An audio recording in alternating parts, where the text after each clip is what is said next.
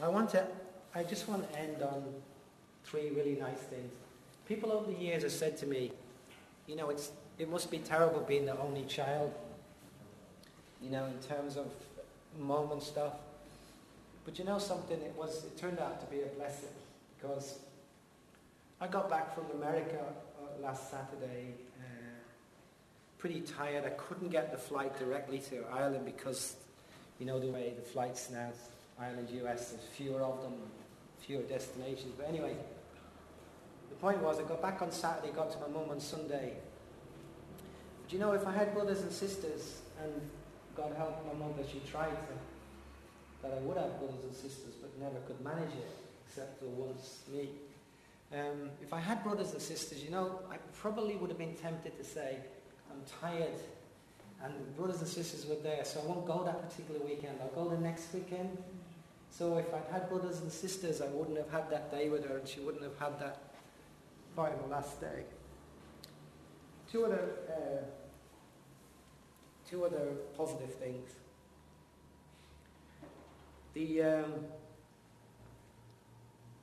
She shared something very deep with me on that last day.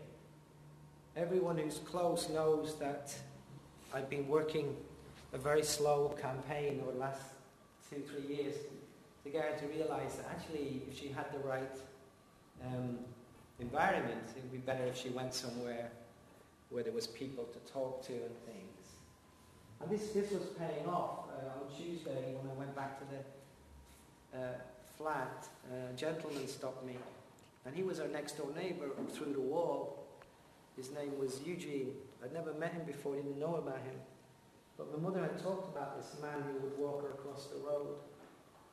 And he said, whenever I see your mum standing there at the road, I come down and take her across. But she didn't know it was the same person all the time. She knows just random people coming and taking her across the road. But the other thing he told me, which I think is really, really nice, is she said she's been playing the piano a lot.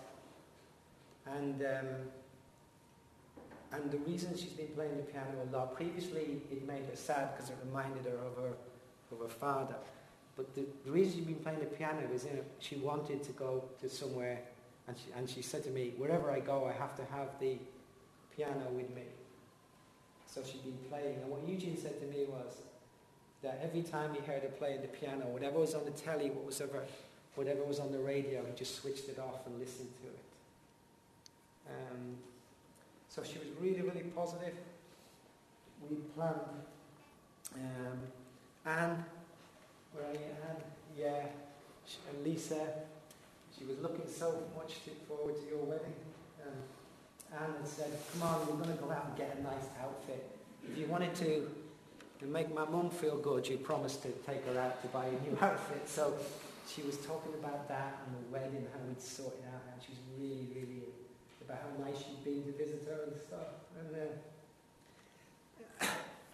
And the other really positive thing is, on Monday night after I'd said goodbye, and we'd hugged and kissed, and by the way, my mum, maybe because she didn't have a mother and was sent to a boarding school when she was so young, she wasn't tactile and huggy like me at all. She was actually a bit distant, but over the last few years she's now begun to hug and kiss a bit more. A bit late, Mum, but you got there in the end. So we had a hug and a kiss. And as I was waving goodbye, she said to me, Fan, I'm really sorry for being crotchety. And I said to her, Mum, if you hadn't been crotchety, I would have asked for the hospital to investigate who was in that bed. And that caused her head to roll back in laughter. And my last image of her alive was laughing her head off, big, massive smile, waving goodbye. And all we said was, see you in the morning. Anyway, so thank you for coming, guys, and I want you to remember that last image of her laughing, smiling, feeling positive, and being very, very grateful to a lot of the people in this room for what you've done for her. Thank you.